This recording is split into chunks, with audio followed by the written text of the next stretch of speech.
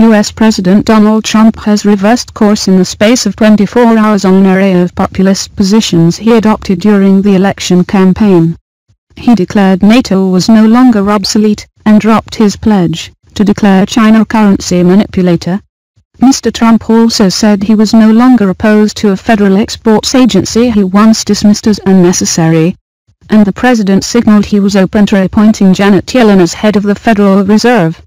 Meanwhile, his administration dropped freeze on federal hiring that it imposed in January. The About faces suggests the mercurial Mr. Trump may be favoring a more pragmatic, moderate approach to the hardline economic nationalism that helped elect him. The startling series of flip-flops come amid reports of a titanic White House power struggle between chief strategist Steve Bannon and senior advisor Jared Kushner. According to the Washington rumor mill, Mr. Bannon, the former Breitbart News executive, has been sidelined after falling out with the president's son-in-law. Mr. Kushner, China no longer a currency manipulator.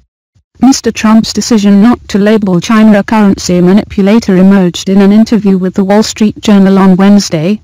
That U-turn follows his talks last week with Chinese President Xi Jinping. Mr. Trump repeatedly pledged to label Beijing a currency manipulator on his first day in office, during an election campaign, when he also accused the Asian powerhouse of raping the U.S.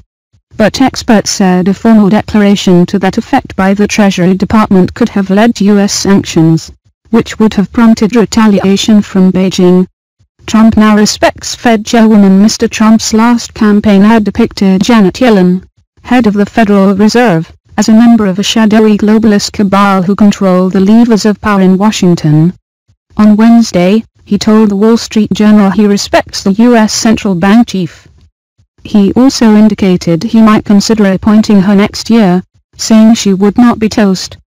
Mr. Trump was once highly critical of the Fed, saying its low-interest rate policy had hurt savers. Now he says he likes a low-interest rate policy,